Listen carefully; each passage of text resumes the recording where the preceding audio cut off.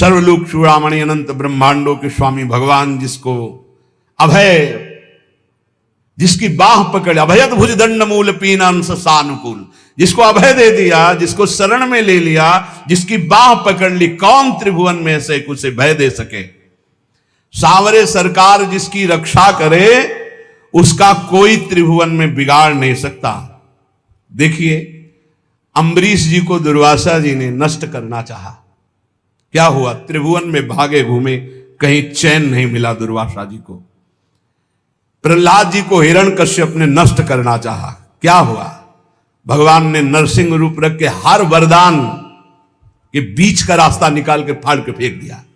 न दिन है न रात संध्या, न अस्त्र है न शस्त्र, ना खून, न जीवित है न निर्जीव, न ब्रह्मा का बनाया हुआ नर है न पशु, नरसिंह रूप, न घर के भीतर है न बाहर, डेहरी पे बैठे हर वरदान फेल कर फाड़ के फेंक दिया।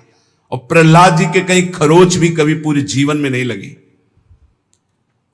भगवत रसिक जी कह रहे ध्रुव जी क्या स्थिति थी, चाटा मार करके गोद में भी बैठने नहीं दिया है, तो इस सिंहासन का अधिकारी, जहां पहले नारायण का भजन कर और शरीर त्याग, और मेरे गर्भ से, सुरुचि ने कहा मेरे गर्भ से, तब इस सिंहासन में जाके भगवान की आराधना 5 वर्ष का बालक यही मधुवन में, मथुरापुरी में आकर के तपस्या की। क्या उस समय मच्छर नहीं थे? क्या सांप बिच्छू नहीं थे? क्या सिंह नहीं थे? कोई परवाह नहीं की, क्योंकि सांवरे सरकार का भरोसा 6 महीने में भगवत साक्षात्कार करके त्रिभुवन में सर्वबंदनी अटल पदवी प्राप्त करके चले गए। कुंती नंदन 5 पांडवों को बाल्यावस्था से लेकर मारने का प्रयास होता रहा। अंततो गत्वा दुर्योधन का सर्वनाश हो गया, पूरे परिवार का। महाराज युधिष्ठिर चक्रवर्ती सम्राट पद पर बैठे, सांवरे सरकार जिसके पक्ष में, उसका बाल बाका भी नहीं हो सकता, बाल बाका भी नहीं हो सकता। बहुत बड़ी बात है भीष्म प्रतिज्ञा। दुर्योधन ने जब देखा कि 10,000 महारथियों को रोज मारते हुए एक पांडव को खरोच भी नहीं आती, तो कहा भीष्म जी से कि पितामह मैं पहले से जानता था, सेनापति बनाने के पहले से आपको, कि आप हमारी कभी विजय नहीं चाहेंगे, आप पांडवों की ही विजय चाहेंगे, भले हमारे पक्ष से 10,000 महारथियों को मारते तो भी। तो उनका ऐसा नहीं, मैं कोई पक्षपात नहीं कर रहा हूं, वो श्री कृष्ण द्वारा सुरक्षित है। बोले तो आपकी प्रतिज्ञा को कोई टाल सके ऐसा नहीं, आप हमारे सामने प्रण लीजिए कि पांडवों का वध करेंगे। भीष्म जी ने 5 बाण निकाले और कहा अगर कल जीवित रहा तो 5 पांडवों का वध निश्चित करूंगा। भीष्म प्रतिज्ञा। भीष्म जी अपने वचन के पालन के लिए अपने गुरुदेव परशुराम से युद्ध कर दिए, औरों की तो बात चले दो। अब बड़े आनंद में जय जयकार करता हुआ दुर्योधन निकला भीष्म के शिविर से कि कल पांडव प्रातःकालीन युद्ध क्षेत्र में, भीष्म जी ने प्रतिज्ञा की मारे जाएंगे। उसको पता था भीष्म जी का बल और उनकी प्रतिज्ञा, पर यह नहीं पता था भीष्म जिस बल से बलवान हो, महाबल श्री कृष्ण है, और श्री कृष्ण पांडवों के पक्ष में। गुप्तचर लगे रहते थे। तत्काल एक गुप्तचर पांडवों के शिविर में गया, जहां भगवान श्री कृष्ण विराजमान थे, पांडव शयन कर रहे थे। भगवान से कहा कि प्रभु भीष्म जी ने प्रतिज्ञा कर ली है, कल प्रातःकालीन 5 बाण निकालें, 5 पांडव मारे जाएंगे। खड़े हो गए भगवान, क्योंकि भीष्म महाभागवत और महावीर, परम पवित्र वचन वाले, परम पवित्र आचरण वाले, परम पवित्र चिंतन वाले महात्मा हैं। भगवान खड़े हो गए, टहलने लगे, विचार किया कि क्या किया जाए। द्रौपदी के शिविर में गए। द्रौपदी ने कहा प्रभु, बोले हाँ हमें भी सूचना मिल चुकी, आपको बताने की जरूरत नहीं, जल्दी तैयारी कर, मुझे दासी के वस्त्र दे, एक बार मैं पांडवों से फिर मिलकर आता हूं। वहां गए, पांडव जगह बैठे थे। तो उन्होंने कहा कि तुम्हें पता चला? बोले हाँ प्रभु पता चला। तो शांति से कैसे बैठे हो? बोले आप अशांत हो इसलिए मैं शांत हूं। आप अशांत, जिसकी आप रक्षा करने के लिए अशांत हो चुके हो, चंचल हो चुके हो, अब मुझे क्या परवाह है? अरे बोले तुम तो बातें भलाते हो। और भगवान ने दासी वस्त्र धारण किए, द्रौपदी के दासी के वस्त्र धारण, नटवर नागर है, लीला बिहारी। और द्रौपदी से कहा आगे आगे चलो, मैं पीछे पीछे चल रही हूं तुम्हारे। पूरी घाघरा और सब से पहरे। जो इस शिविर के प्रथम द्वार पर गए तो उनका पादुका उतारो, जो दासी का कर्तव्य है। और अपने पीतांबर में अंदर पादुकाली और दरवाजे पे खड़े हुए, बोले जाओ इतना घूंघट रखना, इस समय मैं देख रहा हूं मेरे ध्यान में है, जाकर प्रणाम करना, फिर जो होगा आगे का खेल हम संभालते हैं। वो गए, पितामह के चरणों में प्रणाम किया, घूंघट, तो सोचा अभी दुर्योधन गया प्रण करवा के उसी की बधू आई होगी, उनका सौभाग्यवती भव। तो द्रौपदी जी ने घूंघट हटाया और कहा, ये सत्य माने जो अभी आपने कहा सौभाग्यवती भव, या थोड़ी देर पहले आपने 5 बाण निकाले हमारे पतियों की वध करने के लिए, हत्या करने के लिए, वो माने। भीष्म जी का माला छूट गया, संध्या के समय भजन कर रहे थे, बोले ऐसा तो फंसाने वाला केवल वही है, दूसरा तो फंसा ही नहीं सकता। अभी अभी थोड़ी देर में ही इतना बड़ा फंसाव कर देना, कहा है वो? कुछ नहीं बोली द्रौपदी जी। खड़े हुए भीष्म जी, दृष्टि डाली तो दरवाजे पे दासी वेश में जगत गुरु सांवरे सरकार खड़े, नजदीक गए, पकड़ा ऐसे, बोले ऐसे तुम हमारे प्रण को तोड़ना चाहते हो? तो देखा जूतियां द्रौपदी की गिर पड़ी। भीष्म जी के आंसू आ गए। कहा, शिव विरंच जिसके चरण रखने की चौकी को नमस्कार करते हैं, वो अपने भक्त की पादुका लिए खड़े हैं। प्रभु जब आप इनके सुहाग की रक्षा का, तो काल की भी ताकत नहीं। द्रौपदी से कहा, बेटी वास्तविक तो सौभाग्यवती है जिसके रक्षक श्री कृष्ण। फिर भाव बदला और कहा, हे कृष्ण, यदि आपने मेरा प्रण तोड़ा तो कल युद्ध में आपका प्रण न तोड़ दूं तो गंगा पुत्र शांतनंदन भीष्म नहीं कहा। जो भगवान बोले कि अपने भक्त के लिए एक प्रण की क्या बात, सैकड़ों बार झूठा कहा हूं तो भी मुझे कोई फर्क नहीं पड़ता। सच्चिदानंद भगवान कह रहे हैं, अपने भक्त के लिए मुझे 100 बार यदि झूठा कहलाना पड़े तो मैं 100 बार झूठा कहला, एक प्रण तोड़ने की बात क्या है? जाको राखो सांवरो ताहि न नाखे कोई, जिसकी रक्षा सांवरे सरकार करते हैं उसका कौन बाल बाका कर सकता है। बोले कुंती नंदन जोए विभीषण गजपति ऐसी अमोघ शक्ति रावण ने विभीषण को चलाई थी। ये भ्रातृद्रोही, हमारी पूरी लंका का नाश करने वाला राजद्रोही, मैं तुझे मृत्यु दंड देता हूं, अब काल भी नहीं बचा सकता। और मंत्र का शक्ति संचार करके जे ही भाले का प्रहार किया तो तुरंत विभीषण पाछे मेला, सन्मुख राम सहयो सोई सेला। भगवान ने उसको अपनी ताकत से नष्ट नहीं किया, तुरंत विभीषण पाछे मेला, सन्मुख राम सहयो सोई सेला। उस महान शक्ति संपन्न सेला को, बर्छी को भगवान ने अपनी सीधे छाती पे सही विभीषण को पीछे कर लिया और वो शक्ति अंतर ध्यान हो गई। भगवान की कहीं सच्चिदानंद अंग में पीड़ा थोड़ी पहुंचा सकती है। कह रहे कुंती नंदन जो विभीषण गजपति जैसे। थक गया गजेंद्र जब देखा कि अब की झटके में ग्राह ले ही जाएगा, पुकारा हरि।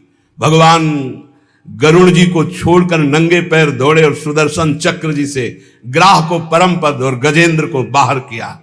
जाको राखो सांवरो ताहि न नाखे कोई।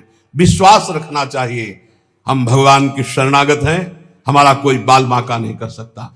और जाको आदर हरि करे तासु अनादर कौन, जवासु अनादर हरि करे ताको आदर कौन। भगवत ऋषि जी कह रहे हैं, जिसका आदर भगवान श्याम सुंदर करें उसका आदर कौन नहीं करेगा त्रिभुवन में, सबको करना होगा। और जिसका अनादर प्रभु कर दे फिर उसका कोई आदर कर सके ऐसा नहीं है।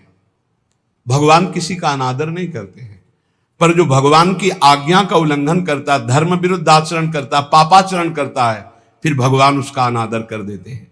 जाको आदर हरि करे तासु अनादर कौन। जब सुपच वाल्मीकि की पूजा कराई तो राजसूय यज्ञ में बड़े बड़े महात्मा ब्रह्म ऋषि भगवान शंकर सब आए हुए थे। सब आश्चर्यचकित हो गए कि यज्ञ की पूर्णता ऐसे अकिंचन, ऐसे दैन्य महापुरुष के द्वारा पूर्ण कराई भगवान ने। राजसूय यज्ञ में जय जयकार मच गई, सबसे बड़ी पूजा हुई सुपच वाल्मीकि की। जाको आदर हरि करे तासु अनादर कौन, और जासु अनादर हरि करे ताको आदर कौन। जिसको हरि अनादर करे, तू मेरी आज्ञा का उल्लंघन करके मनमानी पापाचरण कर रहा है, तो कह रहे फिर वो कभी आदर का पात्र नहीं बन सकता जिसका भगवान अनादर। तभी लोग कहते भगवान से डरो, लेकिन आज इतना ज्ञान छाया हुआ है और सर्वनाश का खेल हो रहा है, सर्वनाश का खेल हो रहा है। कैसे कैसे दृश्य उपस्थित हैं, आप लोग तो संसार में सीख लो ना, इस संसार से। ये शिक्षा देता है, ये संसार शिक्षा देता है। नवीन नवीन पशुओं के शरीरों खा रहे, तो उनके बच्चे वो गाड़ी से उतर करके जल लाने के लिए गए, शीशा लाख हो गया, पता नहीं कैसे आग लगी, चिल्लाता रहा वो पूरा परिवार गाड़ी में, वो बाहर ऐसे तड़प रहा है पानी लिए, पूरा परिवार जल रहा है। खाओ तुम, दिखा रहे हैं तुम्हारे। ये बहुत सावधान, ये हम ऐसे नहीं चिल्लाते मांस मत खाओ, शराब मत पियो, पराई माता बहनों की तरफ पाप दृष्टि मत करो, किसी का धन अपहरण मत करो, ऐसे नहीं कह रहे। बहुत शास्त्र सम्मत बात कह रहे हैं, बहुत मंगल की बात कह रहे हैं। मान लो, अभी जबान को रोक लो, अभी गंदी बातें रोक लो, भगवान के नाम में बड़ी सामर्थ्य है, आपको बल मिलेगी। ताको आदर कौन इंद्र अद्यापि जो देखो, गोवर्धन गिरिराज भयो सब पूज्य विषेखो। देखो भगवान ने जब इंद्र को ऐसे करके गिरिराज जी का आज तक गिरिराज जी की जय जयकार हो रही। क्या बिगाड़ लिया इंद्र ने ब्रजवासियों का? भगवत रसिक अनन्य पान गहिलीनो ताको। बस ये कुछ ऐसे शब्द हैं जो हृदय में एकदम, भगवत रसिक अनन्य पान गहिलीनो ताको। भगवान ने जिसका हाथ पकड़ लिया, सुरजन सब अनुकूल करे दुर्जन कहा जाको। समस्त दैवी शक्तियां उसके अनुकूल हो जाती। ये दुर्जन लोग, दुष्ट लोग कुछ उसका बिगाड़ नहीं सकते, जिसको भगवान सांवले सरकार अपने पक्ष में कर ले। इसलिए उपासक को धाम की कृपा से, रसिकों के संग से जो आराध्य देव की प्रियता प्राप्त होती है, निर्भय हो जाए। किम करोम्यहम मुन्मत्तो यत् किंचित प्रलपाम्यल ज्ञान भक्ति विरक्त्यादि व्यर्थम वृंदावनम बिना। क्या करूं, ये लोग पागल हो रहे हैं, समझ ही नहीं पा रहे हैं। कैसे बस रुपया आवे, रुपया से भोग सामग्री, बस कैसे रुपया आवे, कैसे भोग लूं। बहुत सावधान, बहुत सावधान। पागल होने के लिए नहीं आ पाए, आप विवेकवान बनने के लिए आए। जिसको देखो ऐसे पागलपन से प्रलाप करता है, बहुत सावधान। श्रीपाद कह रहे प्रलाप्यम, प्रलाप पागलों जैसा, स्पष्ट पागलों जैसा प्रलाप। सब भगवान की शक्ति से संपन्न है, कोई संशय नहीं। पर आज तक कोई महापुरुष ऐसे भगवान की शक्तियों को नहीं। भगवान की शक्ति लोक का पालन करने के लिए विराजमान है। लोग जब अधर्माचरण करता है तो वही शक्तियां उनको नष्ट करने वाली बन जाती है, और जब धर्माचरण करता है तो उन्हीं का पालन करने वाली बन जाती है। वशिष्ठ जी त्रिकालज्ञ महापुरुष है। वशिष्ठ जी नई सृष्टि रचने वाले सामर्थ्यशाली महात्मा है। वशिष्ठ जी भगवान राम को ब्रह्म उपदेश करने की सामर्थ्य रखने वाले महात्मा है। योग वासिष्ठ पढ़ के देखना। जब भरत जी विकल होकर कहते हैं कि महाराज आपके होते हुए अयोध्या उजड़ गई, सिया राम जी का वनवास हो गया, महाराज जी का प्राणांत हो गया, दशरथ जी का, माताएं हमारी सौभाग्य भाव से उजड़ गई आपके होते हुए। तब कहा सुनो भरत, ऐसे तो नहीं किया, सुनो भरत, भावी प्रबल बिलख कहो मुनिनाथ, हानि लाभ जीवन मरण जस अपजस विधिहान। ये विधान रचा गया कर्मों का। अरे तुम माला दो माला 10 माला जपते होगे, जो रात दिन भजन में लगे रहते हैं उनके बड़े बड़े रोग होते हैं, कैंसर, ये वो। तो शरीर का प्रारब्ध भोगना होता है। ऐसे कोई मिटा नहीं। हमने देखा है, एक महापुरुष अगर किसी के कैंसर को मिटाए तो अपने पैर में कैंसर लिया और पैर कटवा दिया। यही संतों की महिमा होती है। पर हित लाग तजय जो देही, संतत संत प्रशंसय देही। हमने देखा है, ये हम कोई कहीं सुनी बातें नहीं कहते। जब तक हमारा भागवतिक दिमाग पास नहीं कर देता तब तक हम किसी का चमत्कार नहीं मानते। बहुत बार उन्होंने प्रार्थना की, गरीब आदमी है, ऐसा ऐसा। सुबह हमने सुनाया है, कुल्ला कर रहे थे ऐसे, चल रोज परेशान करता है, खत्म कैंसर। लेकिन उसी कैंसर को जादू से खत्म नहीं किया, अपने टांग पे लिया, अपने चरण पे लिया, और फिर यहां से पूरा पैर कटवाया और व्हील चेयर पर चलते रहे, फिर शरीर को पूरा किया। ये महात्माओं का हृदय। पर हित लाग तजय जो देही, संतत संत प्रशंसयते। ऐसा वाला नहीं। अपने ऊपर ये सिस्टम है शास्त्रीय। जैसे भाई जी ने पूज्य राधा बाबा का प्रारब्ध लिया, ऐसे हैं कि अपने करुणा में भरकर दूसरों का प्रारब्ध भोग ले लिया और भोग रहे, मिटा नहीं रहे। उनका मिटा दिया पर स्वयं भोग रहे। कहीं ऐसा नहीं पाया गया है कि कोई अपने तप से दूसरों के ऐसे सब प्रारब्ध का, ऐसा नहीं है। गंगा जी भी दूसरे के पापों का नाश करते हैं, तो पहले ही भागीरथी से, गंगा जी जो भगीरथ से प्रश्न किया कि मैं जब भूतल पर जाऊंगी तो पापी लोग मेरे ऊपर पाप छोड़ेंगे, तो मेरे पाप कैसे नष्ट होंगे? तब उन्होंने कहा जो साधु शांत समचित्त भगवत चिंतन परायण, वो जब आपका स्पर्श करेंगे तो आप निष्पाप हो जाएंगे। सर्व जगह बात आती भगवत चिंतन, नाम जब, भगवत आराधना। भाई ये जीवन भगवान के लिए है, इसलिए ये चिंता मत करो अब मुझे क्या करना चाहिए आनंद के लेने के लिए। आनंद लेने के लिए सांसारिक कर्तव्य धर्म पूर्वक करो और नाम जप करो। ये पागलों वाली बातें छोड़ो। ना तुम किसी और कार्य से अपने प्रारब्ध मिटा सकते हो और ना कोई मिटा सकता है। प्रारब्ध एक बहुत बड़ा दैवी बल है, जो तुम्हारे पूर्व किए हुए कर्म है उनको भोगना पड़ेगा। और जब प्रारब्ध मिटाने वाला भजन होता है तो इतना ज्ञान हो जाता है कि प्रारब्ध मिटाने की इच्छा नहीं रहती। और जब तक उस कोटि का भजन नहीं होता तब तक प्रारब्ध मिटता नहीं। ये भी बात ध्यान रखो। इसलिए प्रारब्ध को भोग लो, नाम जप करते हैं। पागलों वाले नहीं कि दौड़े घूम रहे हैं हमारा कोई प्रारब्ध मिटा। शरीर में रोग आया है, अस्पताल बने जाओ, कुछ रुपया खर्चा करो, कुछ कष्ट सहो, दवा खाओ, प्रारब्ध प्राश्चित में बदल जाएगा, प्राश्चित हो जाएगा, वो नष्ट होगा धीरे धीरे। या शरीर लेने आया है तो राधा राधा राधा, हजारों शरीर छोड़े, कोई नई बात है क्या कि शरीर छोड़ेंगे? राधा राधा राधा राधा, प्रभु को प्राप्त हो गए। तिहारे आगले पाछले अपराध हरिवंश खेवी। ओह, जब पहली बार ये शब्द पढ़ा था तो बहुत देर रोना आया था। कौन ऐसा कृपालु है? अभी तक जो किया वो तो क्षमा कर देंगे, आगे करोगे तो दंड भोगना पड़ेगा, यह सिद्धांत है। अब लो नशानी, अब ना नशई हो। लेकिन आचार्य क्या कह रहे हैं? तिहारे आगले पाछले अपराध हरिवंश खेवी। पीछे जो हो गए वो और आगे जो हो जाएंगे वो सब हम देख लेंगे, वो हम देख लेंगे। तुम निर्विकार भाव से प्रेम में जाओ, तुमसे अगर त्रुटि भी हुई तो उसको हम भोगेंगे। तिहारे आगले पाछले अपराध हरिवंश खेवी, अस स्वभाव को सुनो न देखो। जैसा आचार्य का स्वभाव कृपा रूप जो अपधर्यो, प्रिया प्रीतम की कृपावतार आचार्य हैं। बलिहारी है उन भक्तों के चरणों में जो अपने आचार्य की ठसक में रहते हैं। मन क्रम वचन त्रिशुद्ध सकल मद, हम श्रीहित हरिवंश उपासी। श्रीपाद प्रबोधानंद जी महाराज कह रहे हैं, अहो विटसूकर प्रायोत्फुल्ल दस पशुस्ततः, ना मूढ़ श्रयते वृंदावन मानंद सागरम। थोड़ा कड़ुए शब्द बोल रहे हैं। ए भाई,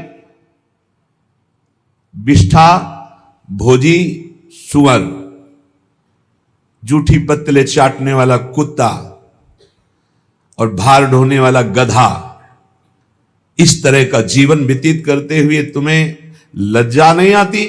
तुम मानव देह प्राप्त किए हो, विष्ठा भोजी सूकर की भांति।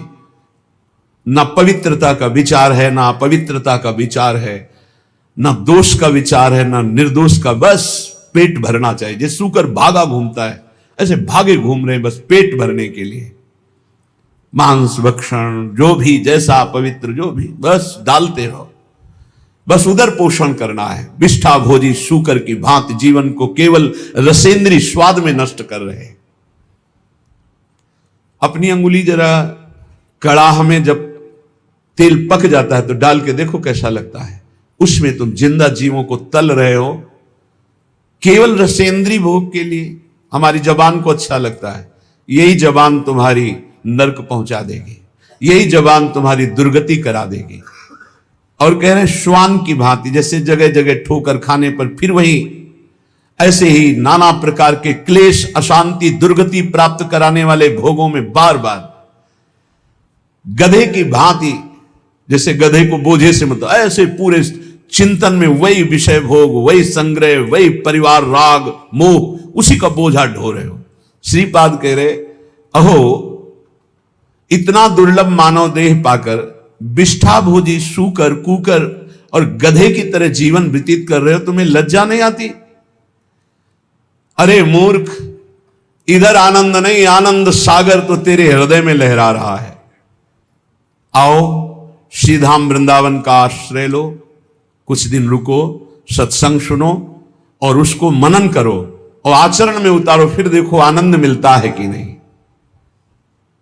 श्रीपाद कह रहे, सोच्या सोच्याति सोच्यो हम महामूढ़ाति मूढ़धी हठात सर्वम परित्यज्य यन्न वृंदावनम श्रेय। सोचनी, महासोचनी, महासोचनी, तेरा जो समय व्यर्थ जा रहा है, महासोचनी, बड़ा कीमती समय है। सत्संग बैठकर सुनो, चेतना पूर्वक नाम जप करो, बहुत कमाई करके यहां से नाम की चले जाओ, मुक्त हो जाओगे। अनंत जन्मों के पापों का हिसाब जमा है, अनंत जन्मों के। आप सोचते हो कि 2-4 माला जप करके हम पापों को नष्ट कर देंगे। 2-4 माला तो बहुत बात है, हम आखिरी नाम की बात करें। अगर आखिरी समय राधा निकल गया तो भगवत प्राप्ति पक्की हो जाती है। इसलिए निरंतर हम नाम जप करें। कौन श्वास आखिरी हो जाएगी? आपका शरीर स्वस्थ है तो आप मौज मस्ती काट रहे हो, लेकिन होश में रिपोर्ट आने वाली है। कर्म कोई ना कोई रूप रख करके आने वाला है। बहुत सावधानी की जरूरत है। सबको समझाते हैं अध्यात्म से बुद्धि को पवित्र कर लो, नहीं सर्वनाश कर देगी। बिना भगवान की तब लगी कुशल न जीव को सपने हो मन विश्राम, जब लगी भजतन राम को शोक धाम तज काम। जब तक वो भगवान का भजन नहीं करता तब तक कभी शांति नहीं मिलती। ये बुद्धि रूपी सारथी को यदि ईस भजन सारथी सुजाना मान लो, नाम जप नहीं करोगे, कुछ भी कर लो, कुछ भी, विश्राम नहीं, शांति नहीं, एक एक कर्म का भारी भारी दंड मिलता है। प्रार्थना है, श्रीपाद करे, सोच्यो सोच्याति सोच्यो हम, ये है सोचनी, सोचनी, महासोचनी। एक बार भी भगवान का नाम नहीं लिया और साथ जीवन को नष्ट कर दिया। अय मूर्ख, महापुरुषों के वचन चुभते हैं। अय मूर्ख, अय महामूर्ख, अब भी तू सावधान हो जा। जिसके कानों में शब्द पड़ रहे हो, अब भी सावधान हो जा। छोड़ दे ये दशा, छोड़ दे दूसरे जीवों की हत्या करके मांस खाना, छोड़ दे पराई माता बहनों के प्रति पाप दृष्टि रखना। नहीं, यही तेरा सर्वनाश कर देगी। बार बार प्रार्थना करते, बोले मदिरा पीने में किसी की हिंसा तो होती नहीं, हत्या, अरे बुद्धि भ्रष्ट होती है। क्या क्या अपराध कर सकता है मदिरा पीने वाला, उसको होश नहीं रहता। जो बुद्धि भ्रष्ट हो गई तो वही तो सब हो रहा है। जो शास्त्र कह रहे हैं एक अक्षर कहीं झूठे नहीं है। प्यारे भजन नहीं करते, इसलिए तुम्हें शास्त्र की बात समझ में नहीं आती। एक एक शब्द शास्त्र के सच्चिदानंद भगवान के भाव में डूबे हुए महापुरुषों ने लिखा है, जो परम अनुभवगम सत्य है। कल एक उपासक अपनी मना स्थिति का वर्णन कर रहे थे कि मैं भगवत साक्षात्कार कर चुका हूं आनंद में, अब हमारी ऐसी ऐसी थोड़ी परेशानियां हैं और ये कैसा था। फिर उनसे कहा कि भाई फिर धोखे में मत रहो। एक बार भगवदानंद की अनुभूति होने के बाद नहीं स्वात्मारामम विषय मृग तृष्णाम भ्रमयति। आत्माराम पुरुष, भगवदानंद को प्राप्त पुरुष, भगवत साक्षात्कार पुरुष के ऊपर कभी किसी भी द्वंद्व का प्रभाव नहीं होता। कहीं पीतल को सोना मत मान लेना, नहीं तो वास्तविक भगवत प्राप्ति से वंचित हो जाओ। आज जिसको देखो, अरे आनंद कोश से आनंद मिल रहा है, अभी आनंद सिंधु में थोड़ी तुमने डुबकी लगाई है।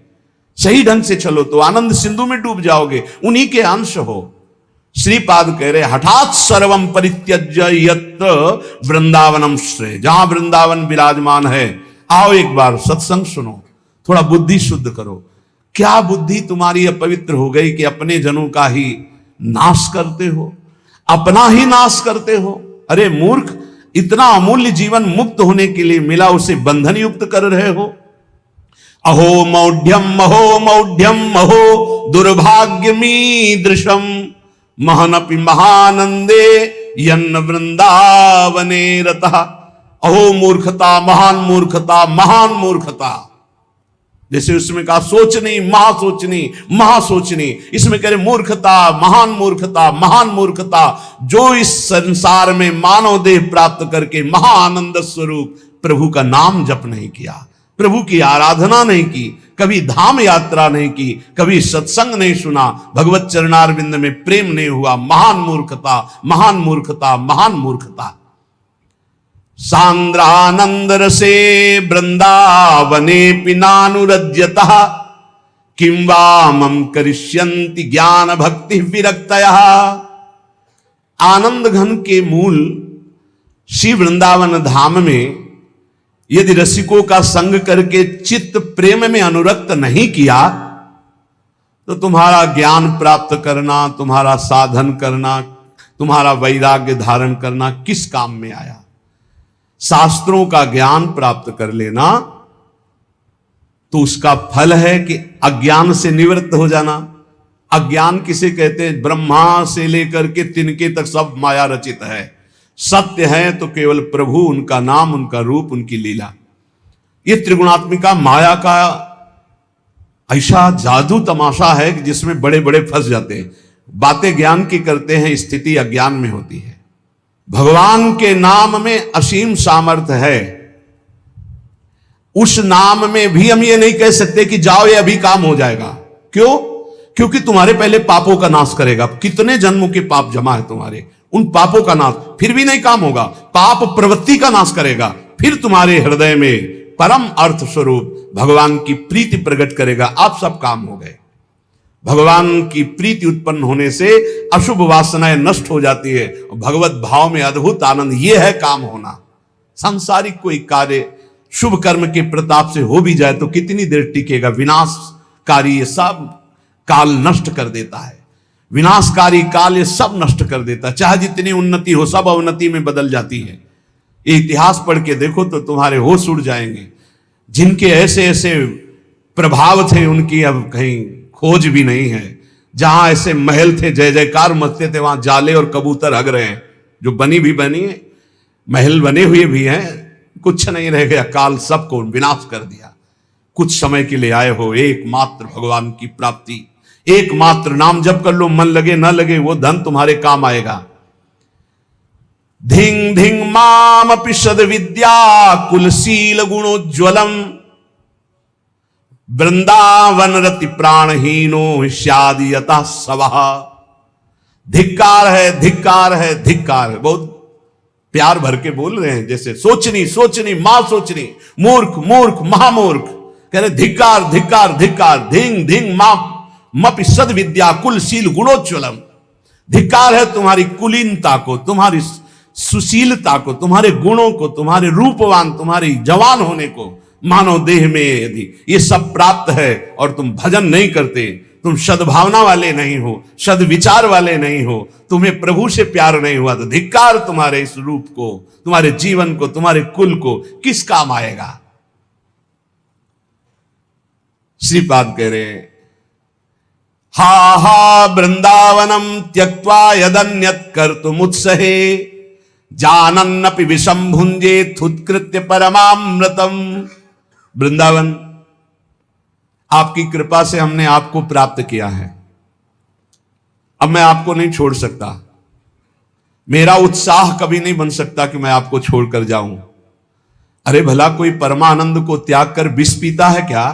ये संसार विष है। हे वृंदावन, आप परमानंद स्वरूप हो। जो आपका आश्रय ले लेता है, हरि उसका भार संभाल लेते हैं। धाम की एक बड़ी आंतरिक गुप्त महिमा है। जो ही आप धाम का आश्रय लेंगे तो धाम ही आपको संभाल लेगा। ये धाम चिदानंद कोई जड़ वस्तु नहीं है। और हरि जिसको संभाल ले उसको बिगाड़ कौन सकता है। सीम की चाप सके को तासु, बड़ रखवार रमापति जासु। बड़े रक्षक भगवान श्रीपति जिसके हैं, उसका बाल बांका कौन कर सकता है। इसलिए उपासक को अन्य आश्रय में चित्त नहीं लगाना चाहिए। भगवत आश्रय, भगवत ऋषिक जी कहते हैं, जाको राखे सांवरो ताहि न नाखे कोय। अम्बरीश प्रहलाद ध्रुव कुंती नंदन जोय। कुंती नंदन जोय विभीषण गजपति ऐसे। दुर्वासा असुरेश सुरुचि दुर्योधन जैसे। दुर्जन रावण ग्राह देख दुख लगे न ताको। भगवत रसिक नरेश बाह गई। राखे जाको।